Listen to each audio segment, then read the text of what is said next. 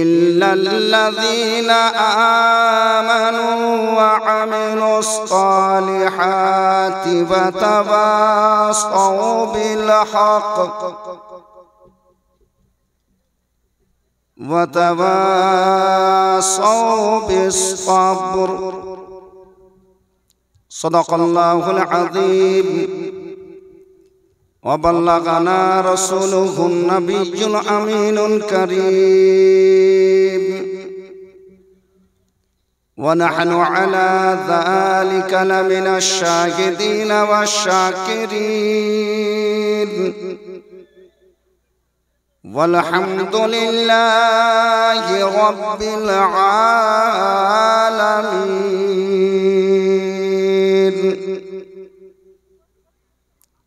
সমস্ত প্রশংসা ও কৃতজ্ঞতা বিশ্বনিয়ন্তা বিশ্ববিধাতা এক মহান রব্বুল আলামিনের জন্য, যিনি আমাদেরকে এই পবিত্র মাহফিলে আসার তৌফিক দিয়েছেন এবং দীর্ঘক্ষণ ধরে বসার তৌফিক দিয়েছেন। মন থেকে বলুন আলহামদুলিল্লাহ। অতঃপর বিশ্বকুল সর্দার হাবিবে কিরতেগার তাজদারে মক্কা ও মদিনা রাহাতে কুলুব ও সিনা হুজুর আকরাম নূরে মুজাসসাম সাল্লাল্লাহু তাআলা আলাইহি ওয়াসাল্লামের দরবারে অসংখ্য অগণিত দুরূদ ও সালাম অর্পিত বর্ষিত হোক। একবার আর মন থেকে বলুন আল্লাহুম্মা আমিন। আজকাল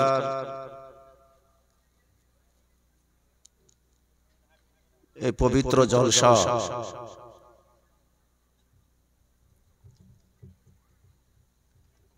আন্দিপুর যুবক বৃন্দগণের পরিচালনায় সাহাবাখানার উন্নতি কল্পে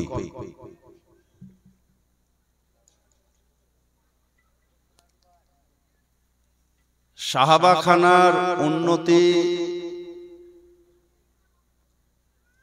দু ধরনের উন্নতি হয়। একটা উন্নতি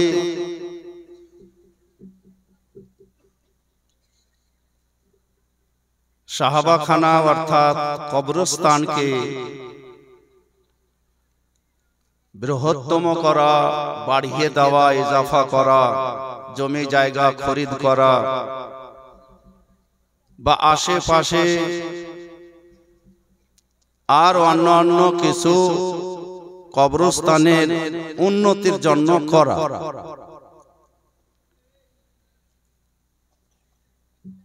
আর একটা উন্নতি কল্প হলো সেটা যারা কবরবাসী শুয়ে আছেন তাদের কি অবস্থা, আমরা আল্লাহর বান্দা হওয়া সত্ত্বেও জানি না, বুঝি না, সেই মহান আল্লাহ জানেন। তবে আমরা রাসূলুল্লাহ সাল্লাল্লাহু তাআলা আলাইহি ওয়াসাল্লামের অনুসারী হয়ে রাসূলের কথা, রাসূলের হাদিস মোতাবেক কবরবাসীর উন্নতি, কবরবাসীর উপকার যদি চাহি তো তাদের জন্য আমাদের ছোট্ট একটা দোয়া হাদিস শরীফে আছে, দরিয়াতে যদি কেউ হাবুডুবু খায় আর সেই সময় যদি কেউ একজন তার সামনে নৌকা বাড়িয়ে দেয় তো সেই হাবুডুবু বন্যায় ভাসা লোকটা নৌকা পেয়ে যেমন উদ্ধার হয়ে যায়, কবরস্থানের একজন মৃত ব্যক্তি জিন্দা মানুষের দুয়াতে উদ্ধার হয়ে যায়।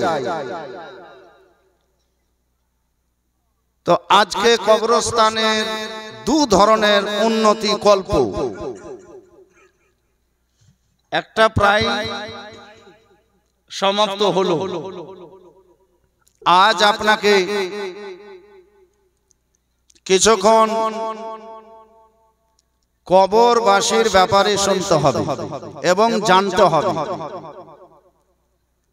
কবরবাসীর কিছু অধিকার, কিছু হক জীবিত মানুষের কাছে আছে না নাই? কবরের সঙ্গে আমাদের কি ব্যবহার হওয়া উচিত? কবরটা যেমন মাঠ ময়দানের জমি ভূমি মাটি, সেই চোখে আমাদেরকে কবরস্থান বা কবরকেও দেখতে হবে, না তার চাইতে ভিন্নভাবে দেখতে হবে? যেটা হাদিস বলবে সেটা আমাদেরকে গ্রহণ করতে হবে। বলেন একবার ইনশাআল্লাহ। যেহেতু সাহাবাখানা অর্থাৎ কবরস্থান উন্নতি কল্পে এই জলসা, সেহেতু আমি এদিক সেদিকে আলোচনা না করে কেন্দ্রবিন্দু হবে কবর। পবিত্র কোরআন সূরা আল আসর পারা 30 আয়াত নম্বর যতটা আছে, পূর্ণ সূরা আমি পাঠ করেছি এবং পূর্ণ সূরার তাফসীর বর্ণনা হবে, তার মধ্যে কবরের আলোচনাও হয়ে যাবে। হে বেরাদার,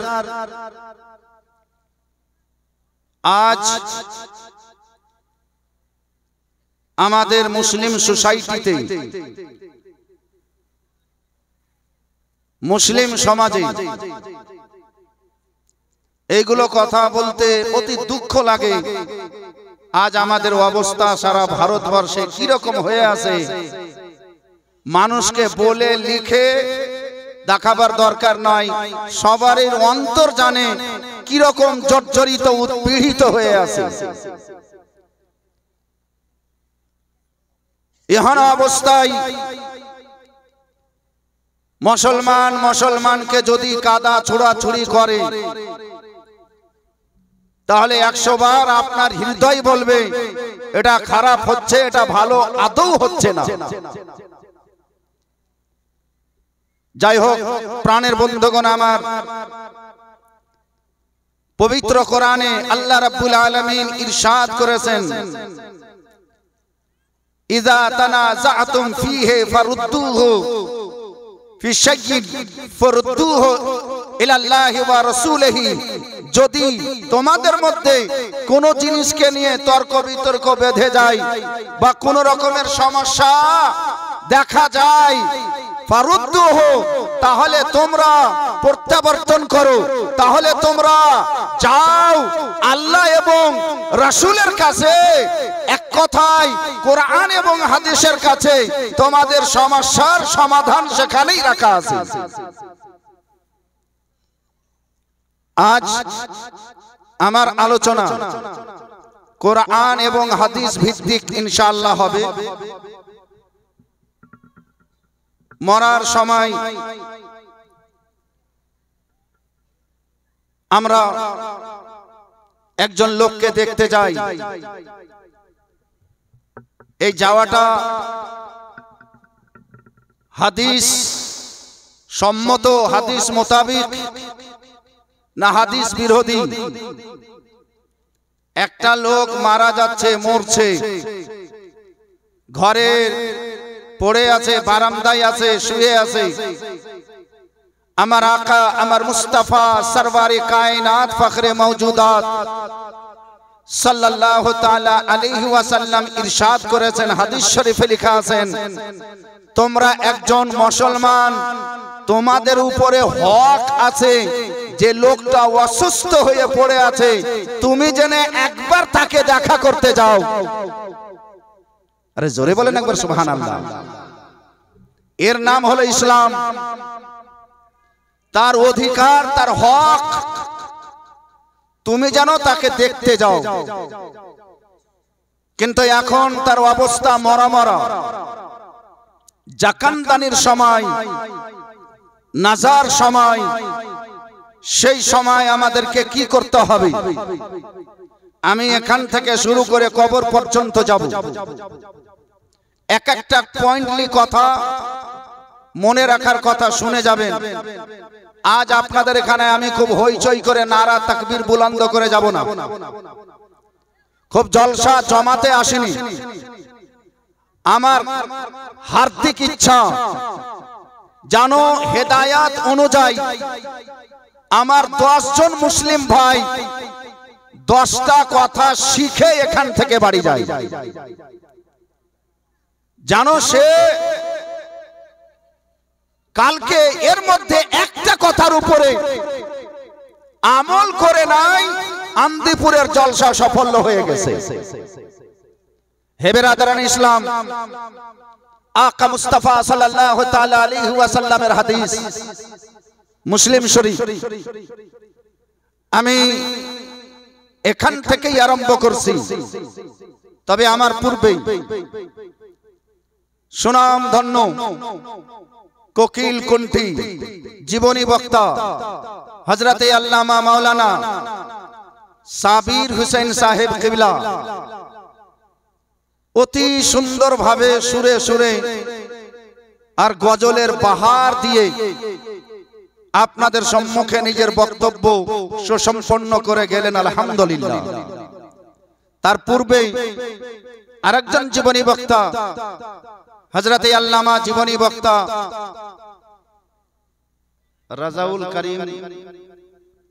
রাজাউল করিম সাহেব তিনিও গেলেন। গোলাম মুর্তজা সাহেব নাত পড়লেন। আমি নগণ্য অচিহ্ন একবারে ক্ষুদ্র মানুষ আপনাদের সম্মুখীন হতে পেরেছি। আল্লাহ রাব্বুল আলামিনের শুকরিয়া, তারই হামদ সানা যে আমি আপনাদের সম্মুখীন হয়ে আল্লাহরই কিছু কথা আপনাদেরকে শোনাতে পেরেছি।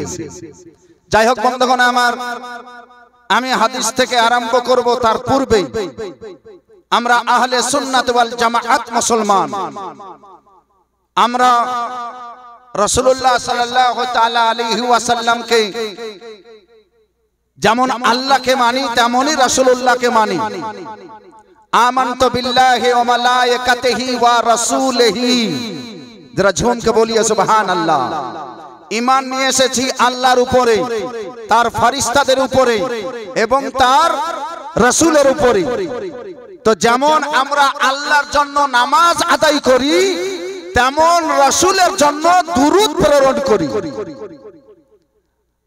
নামাজের একটা টাইম আছে, 5 ওয়াক্ত নামাজ ছাড়া আপনি ফরজ আর অন্য নামাজ পড়তে পাবেন না। ফজরের নামাজ পড়ার পরে কোন নামাজ পড়বেন একটু বলেন? জোহরের নামাজ পড়বেন। আমি জানি আপনি জানেন, আমিও জানি, কিন্তু একটু আপনাদের কাছে আমি শুনতে চাচ্ছি। জোহরের পরে কোন নামাজ পড়বেন? আসরের পড়তে হবে। এখন জোহরের নামাজের পরে যদি কেউ একটা মন গড়া নামাজ বাড়িয়ে নাই আসর আর জোহরের মাঝখানে, আর যদি বলে যে এই নামাজের নাম আমি রেখে দিলাম দোপাহারের নামাজ আর এটা ফরজ, এটাকে মানতে পারা যাবে? যাবে না। নামাজ টাইমলি 5 ওয়াক্ত 5 ফরজ নামাজ আছে, তার চাইতে বেশি তার চাইতে কম নাই। কিন্তু দুরূদ আপনি 24 ঘন্টাতে যতক্ষণ পর্যন্ত পড়তে পারেন, এটা হাদিস শরীফে ইজাজত রয়েছে। প্রাণের বন্ধুগণ আমার, আপনার ফরজ ওয়াজিব আদায় করার পর যদি ইচ্ছা করে দুরূদ পড়তে পারেন, দুরূদ পড়ার কোনো সময় নাই, আলহামদুলিল্লাহ। তাই আসুন সর্বাগ্রে মোহাব্বত ভরে আকা মুস্তাফার দরবারে একটু জোরে জোরে দুরূদ শরীফ পাঠ করুন। আল্লাহুম্মা সাল্লি আলা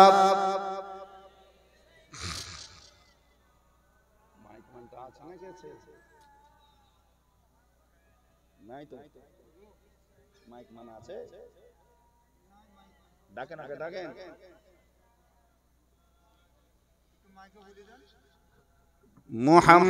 মুহাম্মাদিন সাল্লু আলা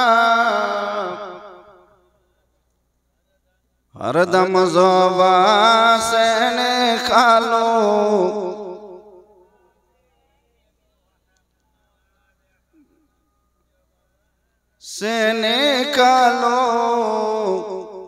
शाफ़िअना मुहम्मद सल्लल्लाहु ताला अलैहि वसल्लम। माइकमान भाई साहिब আমার আপনি নিজের মাইকের কাছে আসুন। মাইকমান আপনি নিজের মাইকের কাছে আসুন। আলহামদুলিল্লাহ একবার কোথায় এদিকে সেদিকে থাকছে, এখানে বসে বসে পান খাও, গুটখা খাও, এখানে বসে থাকছো। মাশাআল্লাহ আলহামদুলিল্লাহ। আচ্ছা একবার আপনারা সুবহানাল্লাহ বলেন তো, একটু আর জোরে বলেন সুবহানাল্লাহ। মাশাআল্লাহ একটু আওয়াজ সুবহানাল্লাহ। বন্ধু আমার মানে আপনারা আমি জানি হাদিস কোরআন শুনতে ভালোবাসে, কিন্তু আমার বাম সাইডে যে আমার মা বোনেরা আছে এরা না, যদি গজল একটা না হয় তাহলে বলে ওই মৌলবীটাই ভালো ছিল, সাবিরটাই ভালো ছিল, এ কি এসে হাদিস হাদিস করছে। মানে যার যেরকম ইচ্ছা, এখানে কেউ ইচ্ছা পূর্ণ করতেও আসে, ভালো গজল হবে কিনা, ওই পল্লী গীতি টানে হবে কিনা, এই ধরনের কিছু আছে। তো মায়েরা গো, এগুলো নিয়ত করে আসিয়েন। জলসা মা বোনদেরকে ও জালসা শুনতে আসা জায়েজ নয়। শুধু নিয়ত যদি থাকে যে কিছু শিখতে যাচ্ছি, জায়েজ আছে। আরে জোরে বলেন না সুবহানাল্লাহ। শিখতে যাচ্ছি, কিছু শিখতে যাচ্ছি, তো শিখতে যাওয়ার জন্য, শিখতে আসার জন্য মেয়ে ছেলেদেরকে আসা জায়েজ আছে, না হলে মেয়ে ছেলেরা ঘরের মানুষ। তো এখানে আপনি কিছু শিখতে তো আসলেন, শুনতে আসলেন। শোনার কোনো দাম না, শিক্ষার দাম আছে। যাই হোক, যদি শুনতে এসেছেন একটু তাদেরকে শুনিয়ে দিই একটা গজল, ছোট্ট করে একটা গজল বলছি। আলহামদুলিল্লাহ। তাহলে একবার আর বলেন তো আল্লাহু আকবার। ও মদিনার মাটি রে,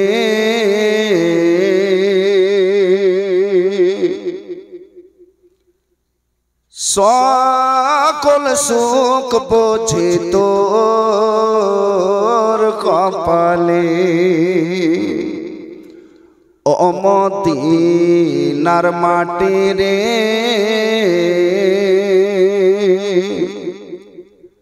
সকল সুখ বোঝে তোর কপালে। ও মদিনার মাটি রে,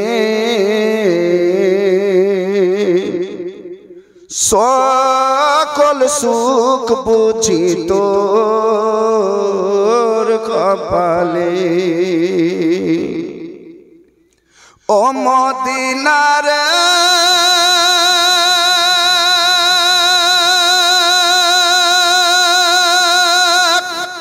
তোর বুকে আমার নবী, যার লাগি পাগল সবই, যার তরে সৃষ্টি হলো ত্রিভুবন।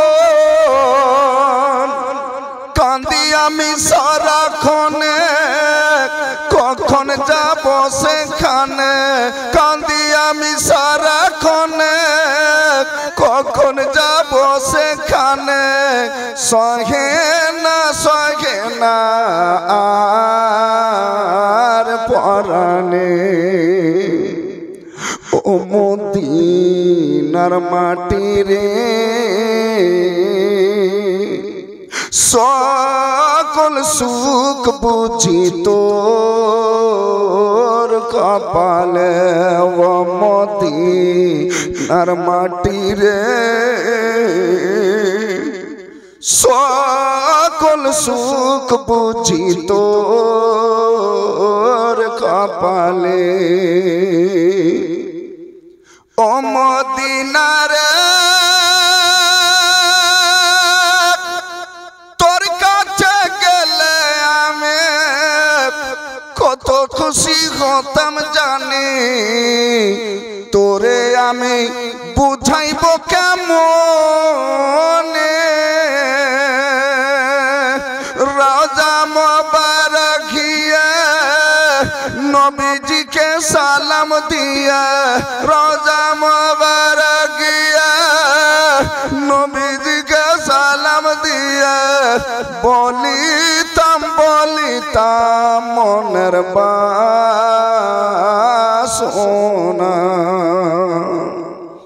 ओ मदीनार माटी रे सकल सुख बुझी तोर कपाले ओ मदीनार माटी रे सकल सुख बुझी तोर कपाले। बंधुगण आमार आका मुस्ताफा सरवारे कायनात फखरे मौजूदात सल्लल्लाहु ताला अलैहि वसल्लम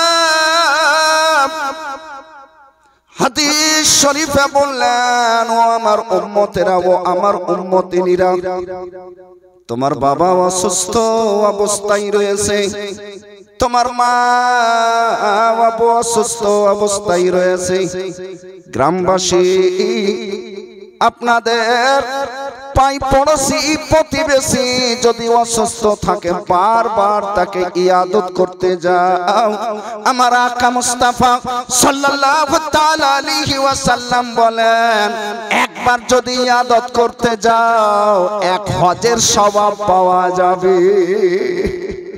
প্রাণের বন্ধুগণ আমার ডাক্তার জবাব দিয়েছে আর তার কোন চিকিৎসা কার্যকারী হবে না লা ইলাজ হয়ে গেছে আর আরোগ্য হতে পারে না বিছানায় পড়ে শুধু মৃত্যুর কয়েকটা দিন গনে আমার নবী মুস্তাফা সাল্লাল্লাহু তাআলা আলাইহি ওয়াসাল্লাম বলেন ডাক্তারের কাছে মেডিসিন নাই ট্যাবলেট নাই ইনজেকশন নাই ক্যাপসুল নাই কিছু নাই তুমি মুসলিম ভাই একবার তার সঙ্গে দেখা করে দোয়া করো ও মেডিসিন যখন ফেল হয়ে যাবে দোয়া আরম্ভ হয়ে যাবে দোয়া কার্যকারী হয়ে যাবে দোয়া সফল হয়ে যাবে। হে বন্ধুগণ আমার আকা মুস্তাফা সাল্লাল্লাহু তাআলা আলাইহি ওয়াসাল্লাম বলেন যখন একজন মানুষ নেজার ওয়াক্ত হয়ে যাবে জাকান্দানির সময় হয়ে যাবে মরা অবস্থায় তার অবস্থা হয়ে যাবে তখন তোমরা সেই জায়গাতে হইচই করিও না সেই জায়গাতে হাঁকাহাঁকি ডাকাডাকি করিও না সেই জায়গাতে বলিও না আব্বা আমাকে চিনতে পারছো সেই জায়গাতে বলিও না মা আমি দেখো কে মা আমি তোমার সামনে কে এসেছি এই কথা বলিও না। তবে ইয়া রাসূলুল্লাহ সাল্লাল্লাহু তাআলা আলাইহি ওয়াসাল্লাম তার সঙ্গে আমাদের সুব্যবহার কি হবে তার সঙ্গে আমাদের সদ্ব্যবহার কি হবে তার সঙ্গে আমাদের আচরণ কি হবে সেই সময় আমাদেরকে কি বলা উচিত আমার আকা মুস্তাফা এই বিধানটাও রেখেছে। জোরে বলেন সুবহানাল্লাহ। নবী মুস্তাফা সাল্লাল্লাহু তাআলা আলাইহি ওয়াসাল্লাম এই বিধানও রেখেছেন হাদিসে লেখা আছে কিন্তু অজ্ঞতার কারণে না জানার কারণে এটাই না করি আমরা। হাজী সাহেব এই দেখো হাজী সাহেব চিনতে পারছো আমাকে হাজী সাহেব আমি কুল্লু মরার সময় কুল্লু শুনে যাবে হাজী সাহেব আমাকে চিনতে পারছো আমি সেন্টু মরার সময় সেন্টু শুনে যাবে। তার বড় বেটা বলছে আব্বা আমি সময় পাইনি আমাকে মাফ করে দাও আব্বা।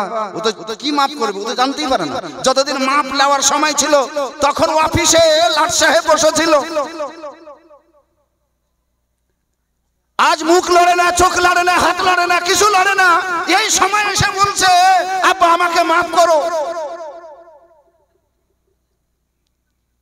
ও আমার মায়েরা, কান খুলে কথা শুনুন, মনে রাখার কথা, আমলের কথা। আর চেষ্টা করিয়েন না যে আমাকে চিনতে পারছো কিনা। তোমাকে চিন্হাই করবে কি? তোমাকে চিনলে কবরে কাজ দিবে? আর তোমার ফটো ক্যাচ করে করবে কি? মোবাইল নিয়ে যেতে পাবে না। কবরে যে ফেসবুক চালালেও কাজ দিত। তোমার পিকচার নিয়ে করবে কি? তোমার ফটো নিয়ে করবে কি? তোমার ছবি নিয়ে করবে কি? চিনতে পারছো? চিনতে পারছো? তবে বন্ধুগণ আমার আকা মুস্তাফা সাল্লাল্লাহু তাআলা আলাইহি ওয়াসাল্লাম সেখানে কি ব্যবহার করতে হবে, সেখানে কি আচরণ করতে হবে, সেই সময় আমাদেরকে কি করণীয় করতে হবে, আমার আকা মুস্তাফা সাল্লাল্লাহু তাআলা আলাইহি ওয়াসাল্লাম হাদিস শরীফে বলেছেন। আপনারা হাদিস শরীফ শুনতে চাহেন তাহলে একবার জোরে বলেন সুবহানাল্লাহ, আর একবার জোরে বলেন সুবহানাল্লাহ। আন আবি হুরায়রা রাদিয়াল্লাহু তাআলা আনহু قال قال رسول الله صلى الله تعالى عليه وسلم لكنوا على موتكم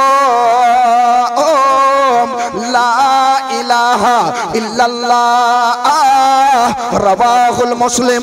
বন্ধুগণ আমার ও আমার মা বোনেরা গো, একটু ধ্যান দিয়ে শোনার দরকার আছে। ও আমার খালা জান, আপনিও ভালো করে শুনেন। ও আমার আম্মা জান, আপনিও ভালো করে শুনেন। আব্বা জান, আপনাকেও ভালো করে শোনার দরকার আছে। কারণ আপনার বাড়িতে এমন কেউ নাই যে একদিন মরে যাবে না। আপনার হয়তো বুড়ো বাবা আছে, কদিন পরে মরে যাবে। আপনার এই কথাটা কাজে লাগবে। প্রাণের বন্ধুগণ আমার আকা মুস্তাফা সরওয়ারে কায়নাত ফখরে মওজুদাত সাল্লাল্লাহু তাআলা আলাইহি ওয়াসাল্লাম ইরশাদ করেন, যদি এই সময় হয়ে যায়, যদি তোমার আব্বা জান জাকানদানির সময় হয়ে যায়, মরা মরা অবস্থা হয়ে যায়, বাড়িতে ভিড় লেগে গেছে, সবকে চুপচাপ করতে বলো, সবকে খামোশ থাকতে বলো, নীরব থাকতে বলো, কেউ যেন অন্য কোনো কথা না বলে। যেই ঘরে সেই লোকটা শুয়ে আছে, যেই ঘরে সেই লোকটা পড়ে আছে অসুস্থ অবস্থায়, আর জুবান লড়ে না, আর মুখ লড়ে না, আর হাত পা লড়ে না, শুধু উপরের দিকে তাকায়, তার কাছে যেয়ে সবাই মিলে লা ইলাহা ইল্লাল্লাহ মুহাম্মাদুর রাসূলুল্লাহ পড়ো। আবার জোরে বলেন সুবহানাল্লাহ। আন আবি হুরায়রা, হযরতে আবু হুরায়রা রাদিয়াল্লাহু তাআলা আনহু থেকে বর্ণিত, তিনি বলেন রাসূলুল্লাহ সাল্লাল্লাহু আলাইহি ওয়াসাল্লাম বলেছেন, লাক্কিনু আলা মাউতাকুম, তোমাদের মৃত্যুমুখী মানুষের সামনে যেয়ে বিটি তুমিও বলো, বেটা তুমিও বলো, ভাই তুমিও বলো, কাকা তুমিও বলো, কুটুম তুমিও বলো, রিশতেদার তুমিও বলো, আত্মীয় তুমিও বলো, গ্রামবাসী যদি আসো তুমিও বলো, একসঙ্গে সবাই বলো লা ইলাহা ইল্লাল্লাহ মুহাম্মাদুর রাসূলুল্লাহ। খুব চিখড়ে চিখড়ে বলতে হবে না, খুব চিল্লে চিল্লে বলতে হবে না, খুব জোরে জোরে বলতে হবে না, এতটা আওয়াজে বলেন যেন সে শুনতে পায়, যেন সে শুনতে পায়। সব সাইলেন্ট, অন্য কোনো কথা নাই। আপনি একবার হলো, দুইবার হলো, 10 বার হলো, 11 বার হলো, 12 বার হলো, 50 বার হয়ে গেছে, 100 বার হয়ে গেছে, আর যদি তার মুখ লড়ে যায় আর সে যদি লা ইলাহা ইল্লাল্লাহ মুহাম্মাদুর রাসূলুল্লাহ বলে যায়, তো কোনো শয়তানের বাপের মাজাল নাই যে একে জান্নাত থেকে থামতে পারবে। আর জোর সে বল यार, কেউ রুখতে পারবে না। আপনার সামান্য কয়েকটা কথা বলাতে, আপনার সামান্য হাদিস বলাতে, আপনার সামান্য কলমা বলাতে সেই লোকটা জান্নাতি হবে। এটা আমার কথা নয়, এটা রাসূলুল্লাহ সাল্লাল্লাহু আলাইহি ওয়াসাল্লামের কথা। যারা ঝুমকে বল ইয়া সুবহানাল্লাহ। প্রাণের বন্ধুগণ আমার, আজ পর্যন্ত আমরা জলসা শুনি, কিন্তু মানুষ বলে জলসা শুনে কতজন নামাজি হয়, জলসা বেকার বেকার হয়। জলসা শুধু নামাজ শেখানোর জন্য হয় না, নামাজই শুধুমাত্র কোরআনের একটা তালিম নয়, বহু তালিম আছে। মানুষ নামাজও শিখে, মানুষ আচরণও শিখে, মানুষ মা বাবার সেবাও শিখে, মানুষ নিজের জীবনে অনেক শিক্ষা আছে, তার মধ্যে কোনো না কোনো একটা শিক্ষা যদি গ্রহণ করে নিয়েছে তো আলহামদুলিল্লাহ জলসা কামিয়াব হয়ে গেছে। প্রাণের বন্ধুগণ আমার, লা ইলাহা ইল্লাল্লাহ মুসলিম শরীফের সহিহ হাদিসে আছে, লা ইলাহা ইল্লাল্লাহ, লা ইলাহা ইল্লাল্লাহ, তার সামনে পড়তে হবে লা ইলাহা ইল্লাল্লাহ। এখানে একটু গ্যাপ দেন হুজুর, মুসলিম শরীফের হাদিসে যদি লা ইলাহা ইল্লাল্লাহ আছে তাহলে মুহাম্মাদুর রাসূলুল্লাহ কি পড়তে হবে না? একটা কথা আছে, আমি আগে বলেছি যে আমাদের মধ্যে একটা,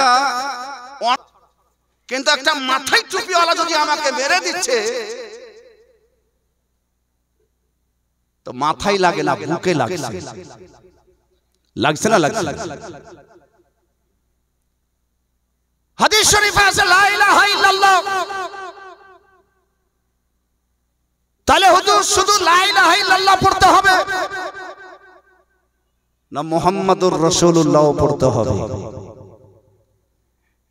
এর ব্যাখ্যা শোনার দরকার আছে না? আমি আগে বাড়বো, আছে। তাহলে পাঁচখানা ফিকহের কিতাব,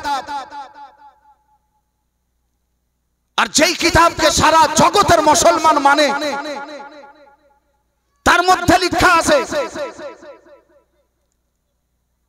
কিতাবের নাম হলো গুনিয়াতুল মুস্তামলি শারহা মুনিয়াতুল মুসাল্লি। যারা ঝুমকে বলো সুবহানাল্লাহ। তাতে লেখা আছে ইউলাক্কিনু বিশাহাদাতাইন লিআন্নাল আউয়ালা লা তুকবালু বিদুনি সানিয়া। কিতাবে লেখা আছে যে লা ইলাহা ইল্লাল্লাহ শুধু পড়লে আল্লাহর দরবারে কবুল হবে না যতক্ষণ পর্যন্ত মুহাম্মাদুর রাসূলুল্লাহ পাঠ না করা যাবে। শুধু লা ইলাহা ইল্লাল্লাহ আল্লাহর দরবারে কবুলই হবে না, কারণ তার পাঠ দুটো আছে, আউয়াল শানি। আউয়াল বললে কবুলই হবে না যতক্ষণ পর্যন্ত শানি অর্থাৎ দ্বিতীয়টা মুহাম্মাদুর রাসূলুল্লাহ না বলবে। প্রাণের বন্ধুগণ আমার, আমানতু বিল্লাহি ওয়া মালাইকাতিহি ওয়া রাসূলিহি, আমরা পড়েছি না পড়িনি? অবশ্যই পড়েছি। হে বিরাদার, তাহলে হাজার হাজার কিতাবে লিপিবদ্ধ শুধু লা ইলাহা ইল্লাল্লাহ নয়, তার সাথে সাথে মুহাম্মাদুর রাসূলুল্লাহ, এই কলমা হলো পূর্ণ কলমা। এই পূর্ণ কলমা সেখানে পড়তে হবে। লা ইলাহা ইল্লাল্লাহ মুহাম্মাদুর রাসূলুল্লাহ পড়বেন, অথবা আশহাদু আল্লা ইলাহা ইল্লাল্লাহ ওয়া আশহাদু আন্না মুহাম্মাদার রাসূলুল্লাহ, যেটা আপনাকে সুবিধা মনে হয় সেই কলমাটাই আপনি পড়বেন। লা ইলাহা ইল্লাল্লাহ মুহাম্মাদুর রাসূলুল্লাহ এটাকে আমরা পহিলা কলমা বলি, আর আশহাদু আল্লা ইলাহা ইল্লাল্লাহ ওয়া আশহাদু আন্না মুহাম্মাদার রাসূলুল্লাহ এটা আমরাকে দোসরা কলমা বলি।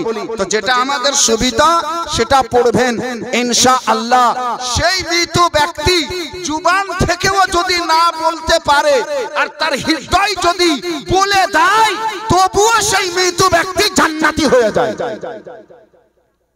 উপকার আছে না নাই বাপ? এটা একটু বলেন, উপকার আছে না নাই? তাহলে একবার জোরে বলতে হবে সুবহানাল্লাহ।